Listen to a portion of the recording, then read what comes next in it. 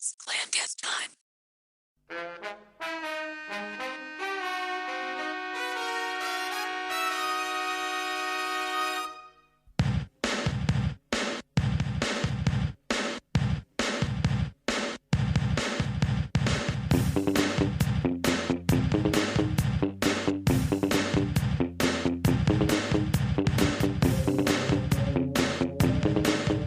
Hello everyone, and welcome back to ClandesTime.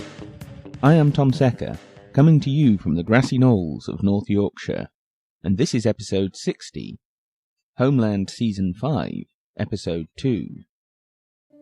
Europa ist für Millionen, die aus den Kriegsgebieten im Mittleren Osten fliehen. Kanzlerin Angela Merkel will weitere 30.000 Flüchtlinge in Deutschland aufnehmen. Christ, I really thought I left all this behind. The Islamic State, ISIS, proclaimed itself to be a worldwide caliphate with authority over, draw the map, in the Middle East. The soldiers are hackers. The battlefield is online, and it's not a matter of Edward Snowden is a coward. Extremely disappointed that the Russian government will take this step. It's against the law. It's against the fucking law. All that suffering and nothing changes. Is our strategy working? Kein Anschluss unter dieser Nummer. Kein Anschluss. Следователи подозревают Израиль. I actually convinced myself we were going to change the world.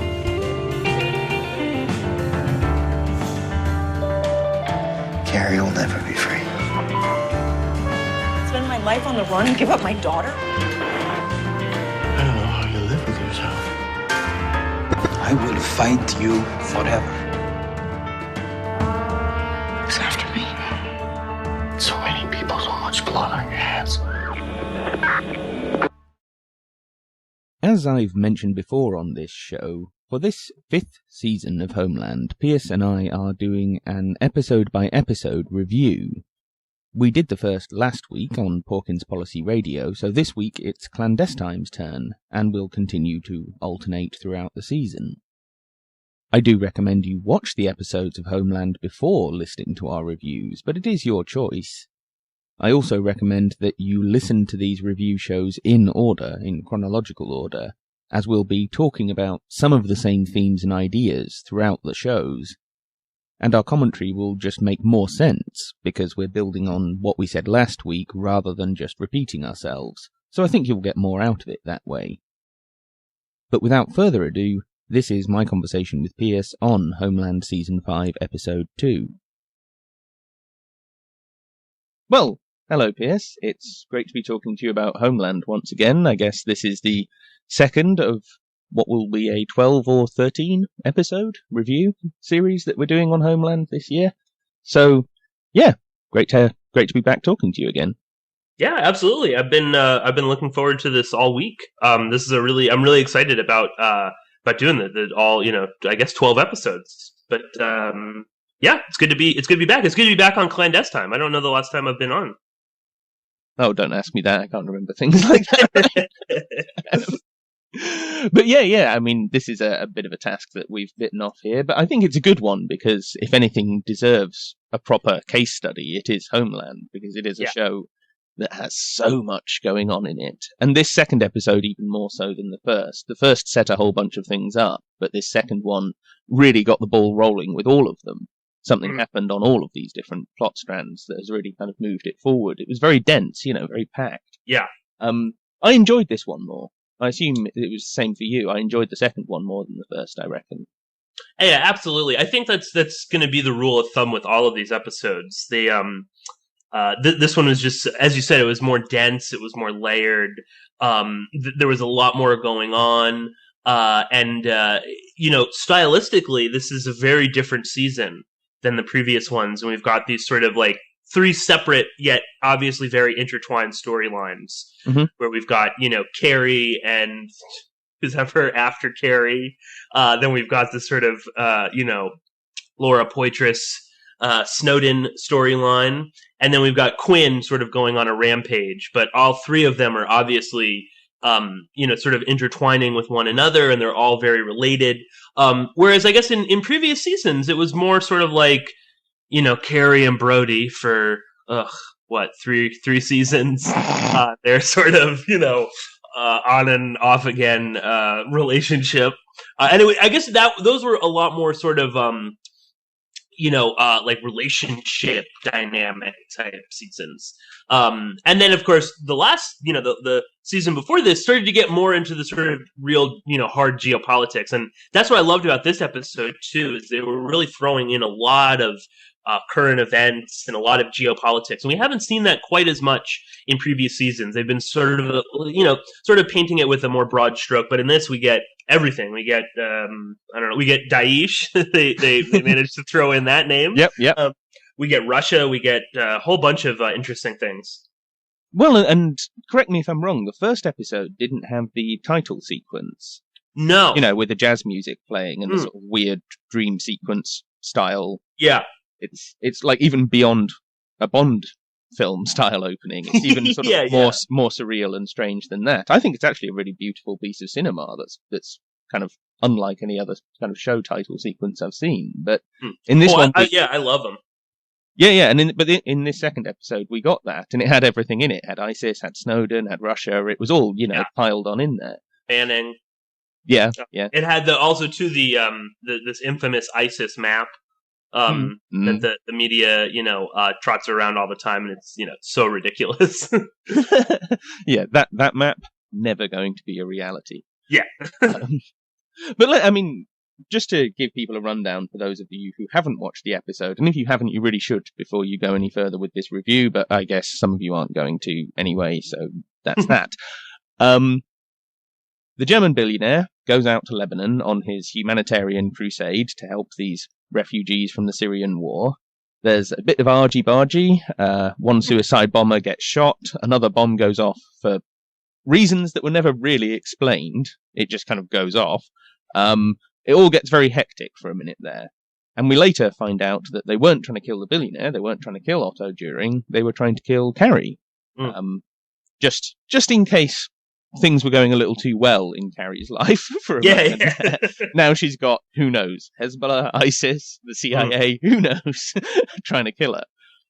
Meanwhile, the Laura Poitras character, who is even called Laura, looks like Laura Poitras, and is a, quote, dissident American journalist living in Berlin. She's interviewed on TV about this leak of the document, which is describing the under-the-table spying arrangement, whereby the CIA are spying on German citizens and giving the information to the BND, to German intelligence. After the interview, like immediately as she walks out the building, she's effectively kidnapped by the BND. In broad daylight. Yeah. With a bunch of guys in big jeeps with blacked-out windows. After a while of her back and forth with Astrid from the season 4, from the end of season 4, who is now, we guess, head of operations for the BND or something? Yeah, or some sort of deputy, director, something like that. Something along those lines. Yeah. They have a bit of back and forth, and then a lawyer from the Düring Foundation turns up and springs her. Who is Carrie's lover, Yeah. Because this whole thing is remarkably incestuous. Just by coincidence, Who else would Carrie be going out with? Yeah. But look, the Laura Poitras character is warned if she publishes any more documents, they'll boot her out of the country. But this is a problem because the hacker, who originally kind of accidentally stole the documents, the one who looks just like Aaron Schwartz, tries to give her the rest of the files that he's got, but just as he's approaching her, that's when the guys in the jeeps turn up and grab her and arrest her. So he is denied that opportunity, so presumably he's going to have to try again. The other storyline is the Quinn's descent into... I mean, he's gone beyond the 13 stages of hell. He's now... yeah. I don't know. Well, no, now he is the angel of death at this point. Yeah, effectively. He stalks and then just kills this woman who is apparently recruiting young women, or possibly even girls. Some of these girls look very young, to go out to Syria to join ISIS. That's the implication of all this, isn't it? That they're these ISIS brides that we keep reading about in the tabloids. Yes. Or suicide bombers, or... whatever they're going to be, yeah. And I did find that whole sequence absolutely ridiculous, because he's stalking this woman in like back streets and quiet car parks and things, but he's about 20 feet away from her. Yeah, he's just stood there listening to their conversation. Yeah.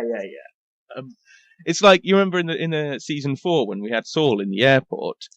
Right, yeah, no, it's like, who taught you, spycraft, Saul? Well, at least Saul had the excuse that he was in a crowded, busy airport. Whereas Quinn's on like a quiet back street, just standing there, leaning on a car, watching them. It's so obvious. Yeah, I know, with his cell phone out, pretending he's texting. Yeah. Anyway, so then he goes back and to the safe deposit box from episode 1, gets his next mission, which is encoded. It's a coded message. He decodes it using, find the letters in the newspaper articles kind of thing. And it says he's got to kill Carrie. It's where it says Matheson, so it's Matheson. That's pretty much everything that happened. Or more or less everything that happened in this episode. Is there anything you want to add to that before we start dissecting? Well, I guess just quickly, there's also and her name is escaping me right now, but the woman who's running operations in Berlin, I guess the station chief in Berlin. Yeah. She is, Saul. Saul comes in and basically tells her, we gotta put your head on a spike. The head of the BND and the chancellor, they want somebody. So it's got to be you. And she is, of course, pretty pissed about it. And and rightfully so. Tells Saul, if I was Carrie, you would be breaking all of the rules to protect her, and she left, whereas I stuck around to support you. So, and she's got a great line, show some fucking allegiance, and I kind of did feel for her, just because it is like, come on, Saul, really? And now she is I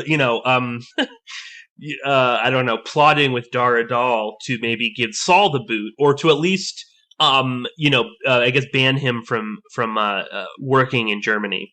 And she says to make him the sacrifice. Him, yes, the CIA's gesture of, we got something wrong here. Right, and she says, he can do this from Vienna or Paris. It doesn't matter. So yeah, I guess that's the other thing. And then of course we can get into some of the details, in a minute. Well, I mean, let's get into some of that, because one of the things that really stands out for me in this series, as in so many of these CIA shows, is the predominance of female characters, which in spy, particularly in the spy genre, is not that common until maybe the last 10 years or so. But if you think, Zero Dark 30, the central CIA agent, is not just a woman; she's a redhead, like the Berlin station chief. Yeah. But this whole series is about Carrie. You've also got the Laura Poitras character. You've also got Astrid at the BND. Am I missing someone? I'm pretty sure I am missing someone. But anyway, you get my point. And when you look at Spy, Salt, these big movies, there's very much a attempt, I guess, and I don't think this is like the CIA dreamt this up, but I'm saying as the entertainment industry has started to twig, we can put women in these roles quite effectively, and it actually maybe even makes for a better show, because, there's more women and it's mostly men watching this show. And if they don't fancy Carrie, they need to have another woman to look at. Right. As all of that's been going on, that the CIA have somehow latched onto it for a reason I can't really put my finger on. I'm just observing that it is a phenomenon at this point, I guess. I wonder if part of it isn't, recruitment. And this is something that I think they've always been lacking in women. And I think even we talked about this, I think, with Sibel back one of our roundtables on the Lone Gladio, and she was just sort of talking about they always need more women because there's some things that only women can do, and that's really important. But also just that I think sometimes it can be easier, especially in a man's world, which is what most of intelligence is. A woman can really just seduce people. Move unnoticed, things like that. So I wonder if this isn't partly to sort of, hey, if there's any, women out there watching the show, this could be a job opportunity. This could be, maybe you're good at it. And I mean, look at Jennifer Garner, obviously started that, and she even did recruitment, You're not wrong. Yeah, for in-house recruitment videos for the CIA. So yeah, I wonder if it isn't that, and also too. I mean, it's yeah. I mean, I think it's also there's a lot of male viewers out there, so want to have a couple pretty ladies on screen constantly, and you sort of get the best of both worlds. But yeah, it's fascinating too in this because there was, as we mentioned in the first the podcast on this, that there was a sort of backlash from women about the show. Yeah, there was that article that where CIA officers, female CIA officers, were kind of trashing the show a bit. So it is curious that in this new season, we've got these, panoply of all quite sympathetic female characters, I would add as well. None of them are dislikable that much. They're all... Certainly they're more likable than Dara Dahl or Saul or Quinn are, right? Yeah. At any rate, and they're the main male characters. So, if you're rooting for anyone, even though all of these different women, all of these different female characters have kind of conflicting agendas to some extent, you're more disposed to sympathise with them than you are with at least the main male characters, as far as we know them. So, yeah, there is something going on there. I'm not quite sure ultimately what the purpose is. Perhaps it is primarily about recruitment. Perhaps. I wonder too if maybe it's also like an element of people find women somewhat disarming and more sympathetic, and that it's sort of that old like, we could never have a woman president here in the United States because she wouldn't be able to push the button to nuke whatever half the world. That women are more compassionate. So I wonder if that... the problem with that sort of logic, Pearse? Margaret Thatcher? Well, or as you might find out quite soon, Hillary Clinton. Yeah, no, definitely. That's the woman that you end up with as president. Right. Well, I think women are just as... look at Golda Meir or Indira Gandhi, or, there's a lot of nasty female leaders out there. But I think I think though that on like a subconscious level that happens. So it's sort of like, well, or Carrie has a child that now she apparently loves. You can kind of, I think it sort of disarms you a little bit that, but see the CIA, they're cuddly women and it's okay. It doesn't matter that they're, I don't know, putting names in mailboxes for Quinn to, go kill. So I wonder if that's not also a factor in it. But I think broadly it's about recruitment. Yeah, I can see that. Well, just to pick up on some feedback that we got back from our first episode that we did last week, a friend of mine emailed, and I won't read the whole thing, but one thing that I did think that we really had to bring up, because we were talking about it in the episode, he wrote, "It does seem like it's becoming a show that serves primarily to frame, the stories that are coming out in the news, as you guys noted in the talks about the last season. For example, the very same day this episode aired, Stephen Colbert had Bill Clinton on, who talked about the refugee crisis at the border of Syria and Lebanon. It's apparently part of a coordinating effort. And I think he's, dead right to bring this up. I did not know. Obviously I don't watch Stephen Colbert, but are you... I don't know. Are you surprised by this? Did you see this show by any chance, Pearse? Or? No, I didn't. But I was going to say that it doesn't surprise me, unfortunately. But also, as we were recording, and we were talking about Lebanon and whatever. Why is it in Lebanon? There was a whole bunch of stories about Hezbollah and Al-Quds, forces, Revolutionary Guards getting ready to go into Syria. So. Certainly it is. This is a real phenomenon. I was going to say too, this second episode, which I guess focused a little bit more on what's going on in Syria and these sort of rebels and whatnot. The same day that this episode comes out, Obama is on 60 Minutes talking about Syria. So. Yeah, as the email said, it's part of a coordinating effort. Yeah, I think it is, and we've talked about this, off air. How much are these events how much are these, is the CIA crafting the show to fit these events, or are they crafting events to fit the show? It's a worrying, idea to think about, but it is happening. The show really does seem to be, basically crafting exactly what they want you to think about these real world events. Well, I guess on that score, it would be simple enough for them to, have a bit of influence and input onto in the show in terms of broad themes and storylines and so on. And then, when the show comes out, when it's being broadcast, to maybe use the odd asset that they have. I mean, we know they have assets in their own words, every newsroom in the country, or at least every major one. So why wouldn't they just be able to, arrange for these interviews to coincide so that the talking points in the news were the same ones that were being discussed on Homeland? If you see what I mean, from a practical point of view, that would be the way round you'd do it. It wouldn't be that, because it's not like anything's happened in Syria this last week, in particular. Well, I guess you've had this whole, over the last 2 weeks, I guess you've had the Russia thing, but that's kind of been escalating for several weeks at this point. So they could have had Obama on 60 Minutes at any point to talk about that, but they have him on the week that, Homeland is talking about this as well. Maybe that's something the CIA have a hand in, is making that sort of coincidence happen, if you know what I mean. Anyway, you had one very interesting comment, well, a couple of very interesting comments.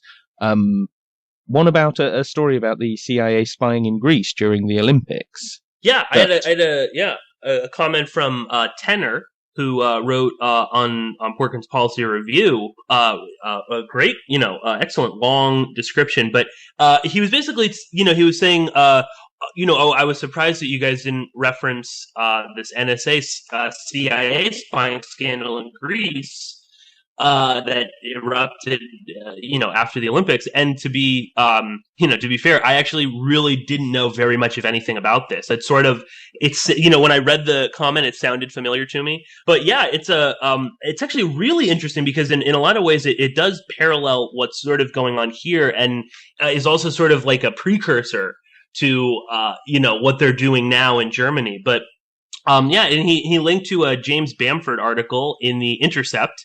And, Tanner, don't worry, you haven't, he was worried that he had discredited himself in our eyes because he referenced The Intercept. No, it's all right. It's all right. Yeah, that's totally fine. And, I mean, James Bamford is great, and he is, one of the authorities on this, so, that's fine. But, yeah, I mean, it talks about, the sort of Greek... the Greek government allowed during the Olympics for the U.S. to basically bug, all of the national telecom company there, Vodafone. And but apparently after the Olympics ended, no one turned the bugs off. And there's and also then there were numerous links to the CIA. There was this guy, a Greek Vodafone official who found these bugs, and then he later ended up dead of some mysterious circumstances. And they even linked a couple of the phones that were calling to Vodafone back to the embassy. Presumably these were CIA phones. There's a character in this article who's that basically the CIA has been protecting. Greece, I believe, has been trying to arrest him or get him extradited back to Greece. They had issued an arrest warrant for a Greek American CIA officer, and it's interesting too because this is again this is what happened in America. This is how we sort of first found out about it. Was I believe his name is Mark Klein, who worked at what was it, Verizon, or one of the big phone companies out in California, and he found that there was this mysterious room that the NSA had set up in secret, and that they were, that they were basically tapping everything. So the same thing, but yeah, I mean, great. Thank you for pointing this out to us because I really had no idea, to be honest. No, it's something I sort of vaguely remembered this about the CIA spying on Greeks during the Olympics, but I hadn't I didn't know that it was this extensive and that there was this kind of much bigger story going on around that. So yeah. And of course, this plays in directly, even though it's from The Intercept, bizarrely enough. So yeah, I mean, let's not try and get into all the complexities and details of what that might mean. But in any case, yeah, it's very relevant to this season because this is absolutely what this season is about. Yeah, I mean, this whole thing is the mixing of fantasy and reality to the point that, like Robbie Graham talks about in his book, it's you really aren't sure quite what it is that you're watching here. Is this a fictional TV show anymore? And I was going to bring this up, the question of the Laura Poitras character, because she's called Laura. They've clearly styled her to make her look as much like Laura Poitras as they can. Everything about her, what she's doing and her biography and everything else, this is her, undoubtedly. There can be no mistake about this. Why would she have does she have to even give her legal permission for them to do this? Because they can stick the disclaimer at the end, but that's bullshit. Everyone watching this can put two and two together and say that's based on Laura Poitras. That's clearly that character. She's playing that role. That's the storyline. I would actually be curious to see if Laura Poitras said anything on this. It might be too early. She may not really know. I mean, I assume she knows. Well, someone who knows her on Twitter, tell her, because I'd be very interested to know what, if anything, she says about this, or whether she to give her permission or what. Yeah. Well, I would be. Yeah, I mean, I have a feeling she would. Oh, I don't care, whatever. Which I think just would, illuminate who Laura Poitras really is. Perhaps so. Yes. But no, back to what you're saying too. I mean, with what Robbie Graham talks about, the sort of hyper reality. This show is chock full of that. Again, you don't, what is fantasy? What is reality? What's true? What's false in this show you can't really tell. And then it does, and then you get these sort of, real world events, and it's hard to decipher. Well, is that real because I saw it on Homeland, or is it, real and that's why it's in Homeland? And you can't really tell. And that's a very, something that I believe the CIA would absolutely love to sort of instill in people, this sort of sense that, everything is real and fake at the same time. Oh, yeah. Yeah. Well, let's face it. That's the whole underlying philosophy of The Recruit, which is one of the most CIA-influenced films of all time, I guess. But getting back to a prediction from episode 1, that the collapse of this spying arrangement, this CIA spying on behalf of the Germans, that it will result in some kind of big attack, probably an ISIS attack in Western Europe. That very much seems to be on the cards, as far as we can tell from this second episode, doesn't it? They seem to be very much warning that, once again, they're warning us, this is coming. There's going to be a big attack because... Oh, yeah, right. Because you didn't accept the spying arrangement or whatever. And in particular in the dialogue between Astrid and Laura, when she's been arrested, and Astrid's telling her, you've made a bombing in Paris or London or Berlin more likely by leaking this document, by, letting everyone know that there's this spying going on, and that means we have to shut it down. And so even she is adopting this logic. Because in the last episode, we saw primarily this was an argument being made by people in the CIA, and it continued into this one. But now we're seeing Astrid from the BND saying it. And I guess in the next episode, to carry on with this prediction, someone else is going who has not already articulated that argument. Some other character in the next episode is going to talk about that, possibly Carrie, possibly someone else. But that would be my guess. But coming back to reality, for a moment, we keep getting this warning, and I think it's pretty clear that at some point in this season, we're going to see this big attack, and it's all going to be blamed on this, what went wrong. But are we going to see one in reality? Because I think not. I think in the next 6 months, there isn't going to be a big ISIS attack in Europe, to be honest. People keep predicting it, but I don't think it's going to happen. I don't know. Do you feel like playing the guessing game on this one? Yeah, I mean, to be honest, I think if there's going to be an attack, it's going to be Al Qaeda. That seems to be who they, even when it's, inspired by ISIS, but it was really, they were linked to some Al-Qaeda guy, if that's going to happen.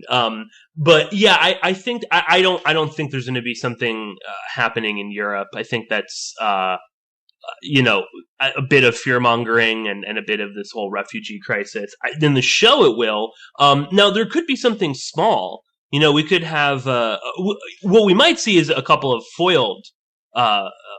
that's extremely likely, yeah. And I think that's probably more likely. But, I mean, it's the same general sort of, it'll have more or less the same effect. Maybe a little bit softer because it's not, no one's going to die. Nothing's going to get blown up. But yeah, I mean, the fact that Homeland is pushing this so hard, I feel like something will happen in reality, that will mirror this. And, I mean, the show thus far seems to be pushing it into also this sort of level of you're not going to know who it is. There's already this sort of, seemingly, unknown force outside of perhaps everybody that is pulling the strings. It's well, you asked in your email, who was it who put that message in the box for Quinn? Right, because that's okay. Yeah, I mean, and that's a great question because we see someone go in there. Now, I could have sworn that, and this seemed a bit odd, but maybe I was just wrong. He only gets his next assignment after he gives, proof of death. Yet he had these, but maybe I was wrong about that. But anyway, we see someone... That was the way Saul explained it, essentially. Right, and that didn't quite happen like that, And again, I don't think Saul would have put Carrie's name in there. Now, who else knows that this operation is being run? Presumably Dara Dahl. Would he do that? I have no idea. But again, we have... We have Quinn getting this message to kill Carrie. We have someone in Lebanon paying off a couple of Hezbollah guys to kill Carrie. And, after in the show they say he was interrogated for 6 hours and he was more afraid of who paid him than of dying. So who the hell paid this Hezbollah guy? And we get sort of a glimpse into the next episode about, Carrie is looking at all of the people that she droned to death, basically, and that they could all be suspects. But I don't know. That's going to be a pretty fucking long list, right? There. Yeah, exactly. Right. No, exactly. And I Carrie's think enemies. Yeah, there's going to be quite a few. I think that's more like Carrie sort of tumbling down the rabbit hole of, I killed so many people, and every one of them could be against me. But I'll say I don't know. But, I mean, we've already gotten a reference to Abu Nazir in this episode and drones. Is this like Nazir's, I don't know, other son or something? But it does seem like whatever is going to happen, it's going to be something that maybe even the CIA is like, who the hell is this? It's not ISIS, it's not Al-Qaeda, it's some other new force. And that might be sort of a metaphor for... what ISIS is we don't know exactly what it is. It sort of came out of nowhere. Oh, it was, they sort of give us that, they were, Al-Qaeda in Iraq, but even that doesn't really hold up anymore. And, they were all at the same, prison camp run by the Americans. But we get ISIS sort of just appeared out of nowhere. And in this, we're getting some other force appearing out of nowhere, seemingly. So again, that's that fine line between, reality and fantasy there. So I think, that, I mean, I don't know. I really don't know. And I mean, it's going to be hard for us to predict, what's going to happen in the next couple of episodes because they're really sort of throwing a bunch of curveballs. I mean, is Quinn going to kill Carrie? No. I think is the answer to that. I've got to say, I really don't see that happening. It wouldn't surprise me if there's an attempt on her. Mm-hmm. Another one beyond this, rather haphazard bombing attempt in Lebanon. It wouldn't surprise me if they there's a near miss, but they're not going to kill her off. I'm certain of that. No.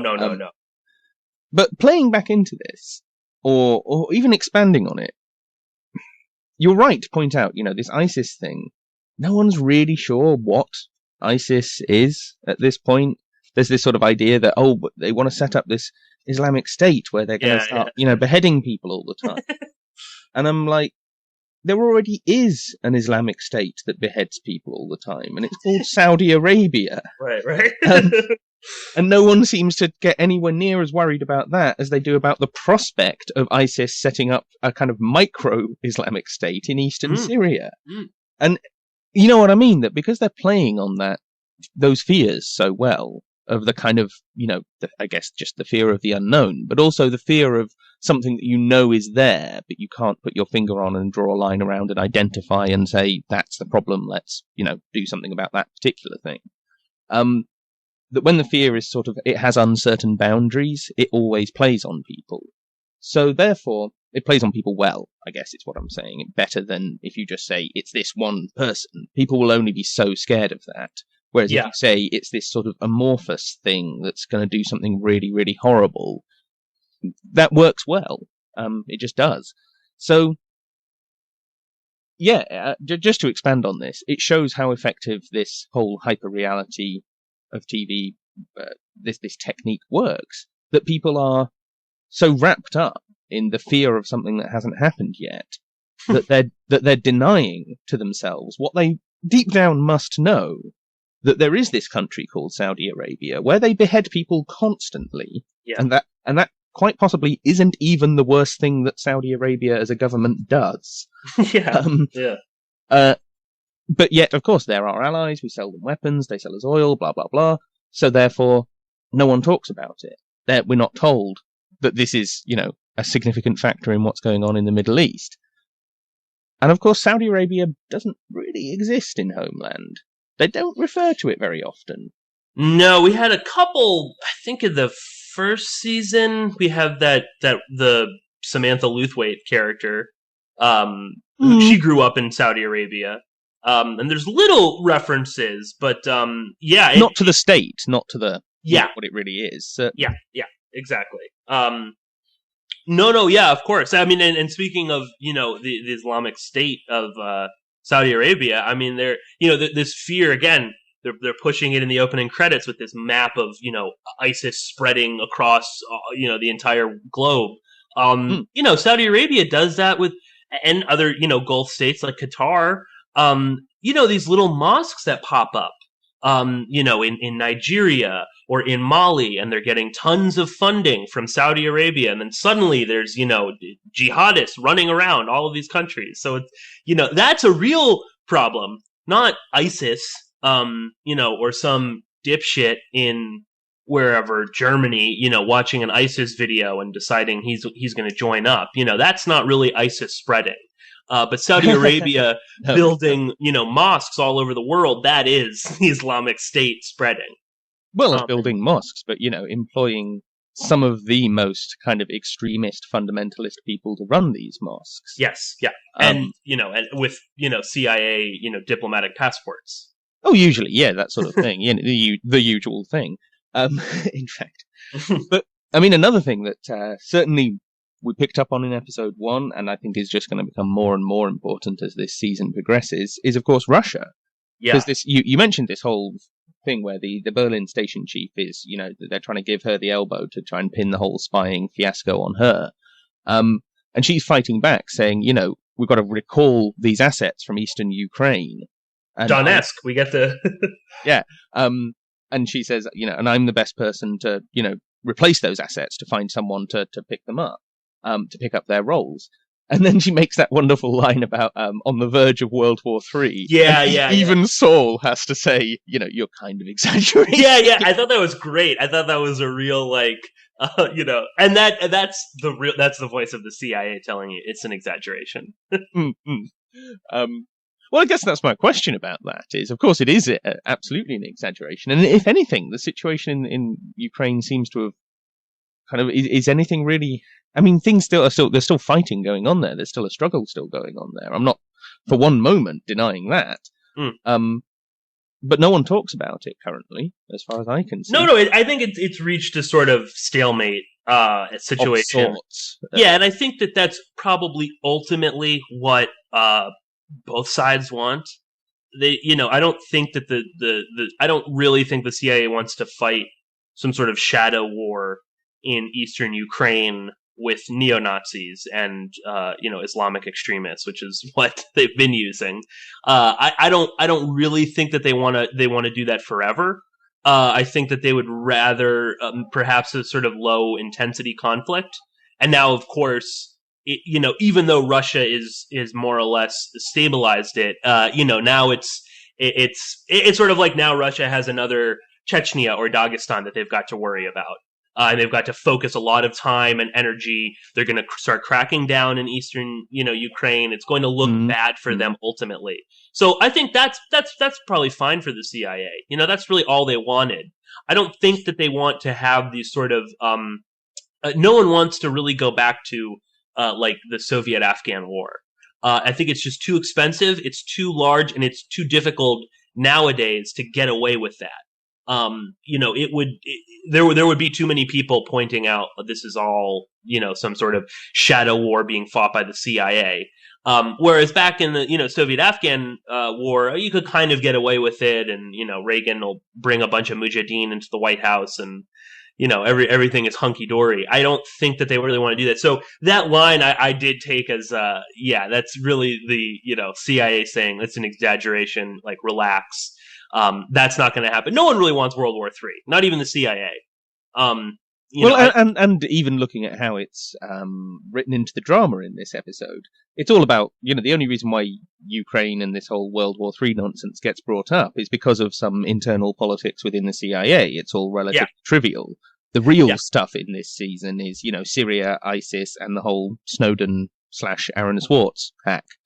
Right, and she only really cares about it because she's trying to save her job. She's trying to convince Dara Dahl that this is the most and Saul, this is the most important operation on the planet. It's her replacing these busted assets. Two assets in eastern Ukraine. That's the most important. And she's I recruited them, and it's like, please. I mean, I think it's I don't know, but I'm assuming it's probably fairly easy to recruit people in eastern Ukraine. You give them a bunch of money, then, ask them to spy on people. I'm sure it'll have, it's like you could do that anywhere. The idea that this is some sort of massive, intense operation, is ridiculous. Well, and one final thing before I kind of hand it over to you for anything you really want to pick out of this show. To answer a question that we were pondering from the first episode, as to how involved the CIA still are in this show and what game are they playing in terms of kind of quasi-deniability or whatever.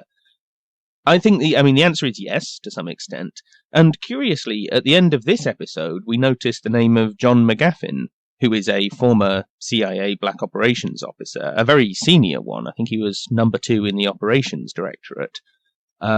He then got I did come across this story about he got demoted in the wake of the Aldrich Ames scandal. And then he quit and then became a liaison to the FBI, who supposedly he was there. This was I think he left in like 95.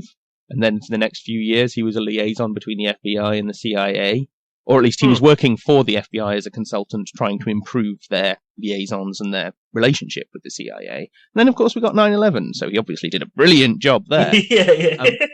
And he even testified to the 9/11 Commission. So this guy, John MacGaffin, is an interesting guy. He's not just some nobody from the CIA. He's someone who is important. And he was a technical advisor on season 4, at least. And he was listed as a consultant at the end of this episode in the credits. And I didn't spot his name or anyone else's name at the end of episode 1. I might have missed it. But just to confirm, he is very much still on the scene. He's clearly still functioning as a technical advisor to Homeland. So yes, the CIA are, to some extent, certainly still involved in this. But was there anything you really wanted to pick out of this episode and highlight? Yeah, I thought, as I sort of said at the beginning, this season seems much more enmeshed in current geopolitics. We like I said, the first 3 seasons were almost like a separate show. Every season, to be fair, is like a separate show. There's almost, with the Brody, seasons, that was sort of one continuous. We can almost look at that as one show. But then we get, the last season, which is all about Afghanistan and Pakistan, and then boom, we're into here. We forget all about these other characters. What happened to Abu Nazir's, fighters? What happened to Javadi, this Iranian, double agent that the CIA has? What happened to Haqqani and Dar Adal? Are we ever going to go back to this? So I guess, No, I'm assuming we're never going to see Haqqani ever again. Right, yeah. And although, I don't know, I wonder if that won't... Something happened in the 2 years, that jumps ahead in this season. And I wonder how much does Carrie know about Dar Adal and Haqqani? And I only bring that up because now we've got this, did Dar Adal put the name in the box for Quinn? I mean, what's going on? I mean, he's obviously got some skeletons in his closet, so who knows exactly? But what I was saying before with the sort of geopolitics, it seems much more intense in this. And again, we get Donetsk, we get Russia, we get this really interesting sort of dynamic between when they're in Lebanon. We've got the billionaire During Foundation, we've got the UN and Hezbollah, and they're sort of all working together in this weird sort of relationship. And that's, again, very accurate. I mean, that does happen. You will get, the UN running a camp, but they're really only in control of the camp because some rebel group around them is really controlling the area. And then you get, people like George Clooney or other big, people with these massive foundations coming in. And so I just found that interesting, and I found that to be like a real world thing. But we also get reference to Carrie is talking about when she's in Lebanon. I've just found this interesting. She's talking about being there in like 2004. She says that's her first overseas post. And During asked, what was that like? And she was like, it was pretty crazy. The Syrians were really throwing their weight around. Now, that's, again, I don't think that most people understand that, up until fairly recently, Syria occupied all, Lebanon. And they did exert a massive amount of influence over that country. You're talking about decades of an occupation from another country. Now, it's interesting because she's there in 2004. Just a year prior to that, the U.S. was sending God only knows how many people to be, tortured in Syria. So it's just an interesting thing, and a sort of one of those, you don't hear about it often. And, I think for the average person, that might be, we've got to go and kill Assad. They're not going to know that, Syria was doing all this sort of crazy stuff in Lebanon. And now, Homeland is sort of introducing that idea to people. And I just found that interesting. And again, it's one of these geopolitical topics you don't hear a lot about. You might hear about it in reference to Hariri's assassination. That might sort of enter in. And again, let me say this too. They're talking about, Syria was, crazy all over Lebanon. So was Israel. And, maybe even more so. And would not, they're talking about a lot of these assassinations. I mean, a lot of them were being carried out by Mossad, including possibly even Rafiq Hariri's assassination. So, so that's interesting. And, it seems like we're going to get Israel will be mentioned or become a prominent player in the next episode. And that's something we've never seen. And just also quickly, I'll just point out, did you hear when the UN colonel, when they're in Lebanon, mentions Angelina? No, I did not spot. No. Yeah, when they're sort of doing their introductions, and they're like, hi, I'm head of During's, foreign policy division, and well, and he's like, and we met when Angelina came, blah blah blah, so throwing her in, which I thought was interesting. No, that's brilliant. Yeah, why even mention it? But I guess I just again, I think they're building up Syria because again, to a lot of people, it's like, wait, why are we trying to overthrow Assad? It's sort of like, because he cracked down during the Syrian Arab Spring. I guess it's, that's sort of the pretext that they use. But I think in Iraq, it was easier to, go in there because we had this history. The same with Gaddafi. We had this history. And then, you can use, Saddam, worked with Al Qaeda. Okay, sure. Gaddafi, we have this history. Oh, he cracked down on protesters. Syria, it's kind of like we don't, I think we have a more complex and tenuous relationship with Syria. And like I said, I mean, we worked very closely with them from 2001 to 2003. We had no problem, sending people there to what did they call it in the previous, transit spots or something? Transit sites, yeah. Yeah, transit sites. We had no problem doing that. And but I think now they're sort of building up, why do we hate Assad? And that's why I saw we get this, and they were really, they were bombings and assassinations and hostage situations, kidnappings all over Lebanon, and it was the Syrians that were doing it, only the Syrians too. So I just found that an interesting sort of a little. I think it'll kind of go past some people, but it'll be one of those things that sticks in the back of your head, and then the next time the sort of call to war in Syria happens, we're going to have a lot more people. And remember they were nasty in Lebanon too. So we can't have them. So I don't know. Maybe I'm thinking too much about that one line, but it just stuck out to me because it's just one of those things. Like I had nearly forgotten that. Oh, right, Syria occupied Lebanon for decades, and really did. I mean, control politics there. It is a curious little reminder for them to have thrown in there, just to sort of, like you say, to kind of build up the back image of Assad as a bastard, basically. Yeah, exactly. As someone who deserves to be taken down. That's all. That's all the mentality really needs to be for them to sell a war. So yeah, it's like, because you're right. A lot of people are confused about what are we doing in Syria? Who is Assad to us? Why do we even care? What has this got to do with anything? And there are various reasons, but of course they're not really stated in the public dialogue. So there is this rather yawning chasm of rationale for involvement in Syria. So yeah, maybe that line is something that they've stuck in there just to, one more little reason so that someone might think, if it comes up in conversation, they can say, oh yeah, and he was a bastard in Lebanon as well back in, sort of around 2004. And they might not even remember that that's something they heard on Homeland. They might just think, oh, that's, some nugget that kind of sparks into their brain in the middle of a conversation. But yeah, like you say, it just, in a very, very low intensity kind of way, helps to build up a useful image for them. Yeah. I've got to say, go on. Oh, no, go ahead, Tom. Go ahead. Well, what I was going to say is that my favourite line in the whole episode was the one about the cat, I've got to say. Yeah. And just to explain, when the BND are searching the Laura Poitras' that character's apartment, she is simultaneously being interviewed on TV. That's presumably why they did it then, because they knew she'd be in a TV studio. And she makes a joke in the interview about them searching her apartment. And the interviewer asks her, well, are you not bothered about that? And she sort of goes, no, I've kind of got used to it, as long as they don't let the cat out. And then Astrid stops searching for a moment and asks one of the other agents, have you seen a cat anywhere? Yeah. No, there's no cat.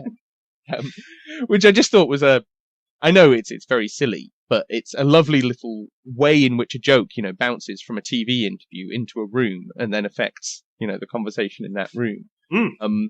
And also of course, the CIA obsession with cats. There are a lot of cat-based jokes in these shows, or at least in the films. I mean, Enemy of the State, Meet the Parents, Meet the Fockers. Yeah. A lot of cat jokes in those. Right. I didn't even think about that. So what that's about, I don't have a clue. I'm just, again, observing that the CIA seem to like cat jokes. I thought it was also just a nice little, humanizing moment with Astrid, where she's like, "Oh fuck," it's like they're breaking into someone's house, they're doing all God only knows what, and then she's like, "Shit, do not lose the cat, like that'll be bad," So it's just sort of a nice moment of making, Astrid look like a good person.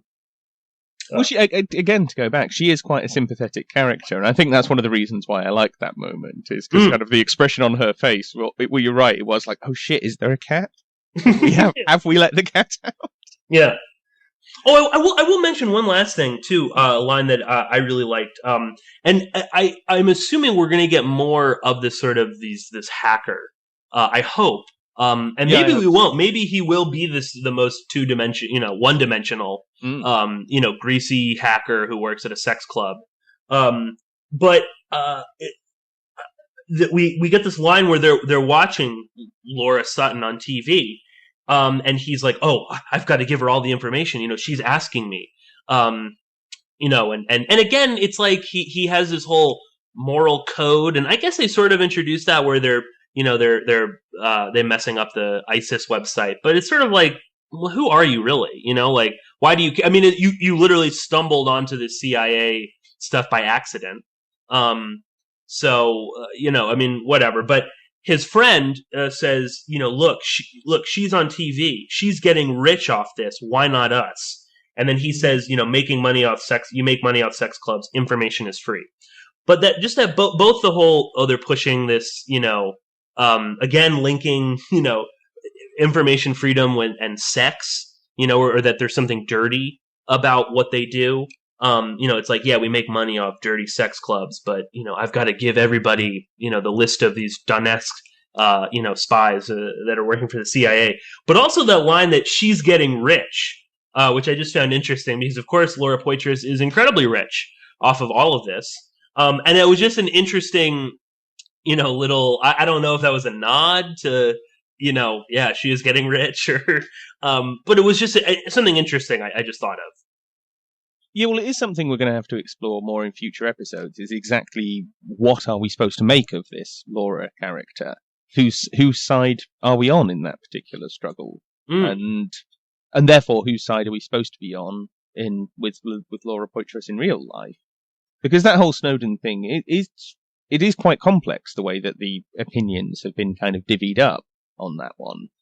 So, therefore, where people's allegiances lie, it's just something we'll have to pick up on more as we think more about it and as this show, progresses more and we get more on it. But you're right, yeah, you're certainly right to pick up on that line, because that's, again, it's something that's the real world. But before we wrap up here, I do want to say, I mean, we've already had some good feedback, some great feedback, in fact, and we welcome more of it. By all means, I want to say to people, send us your predictions for this show. And also, when you watch the episodes, what stands out to you as actually being relevant to the real world? Because that's what I think is always important, and what we keep trying to come back to in this conversation, that this is all about the real world and about trying to frame or shape your perceptions of the real world. So, by all means, let us know what you think. And, of course, if you send us good stuff, then we'll read it out and talk about it on future episodes. But before we go, Pearse, is there anything else you just want to say about this episode too? No, I think we covered pretty much everything, that was in this episode. So yeah, I mean, I'm just, again, I'll just echo what you were saying, let us know. You can comment on the, YouTube, videos or on my site or Tom's site or emails, anything like that, tweeting. Cause so far the listeners have pointed out some really interesting things. But yeah, no, on this episode, I don't think, I think that's about it. I mean, I just, like I said at the end of the last one, I just can't really wait for I can't wait for the next one. Because I just want to know, I want to know who's after Carrie, what's going on. No, I mean, I feel a bit like that, but, I'll say this, there was Claire Danes in an interview or like a promotional thing for Showtime. She described the season. She was like, yeah, Carrie is good, for about 5 minutes. And that really seems apparent in the next episode. Okay. Well, like you, I mean, I'm looking forward to the next one. And I'm looking forward to talking to you again next week about this show, because it all seems to be snowballing. It all seems to be going somewhere. So, yeah, I'm excited for not just for the next episode of Homeland, but for the next episode of our review show. Absolutely. Thanks again, Tom. So, that's it for me this time. Just to reiterate, the next episode in this Homeland review series will be on Porkins Policy Radio next week, and then we'll be back on ClandesTime in 2 episodes' time, so in 2 weeks' time, and so on. As always, I am Tom Secker of SpyCulture.com, so check out my site to subscribe to this show, to follow my other posts on the site, to download documents, and much more. You've been listening to ClandesTime, so thanks for listening, and take care.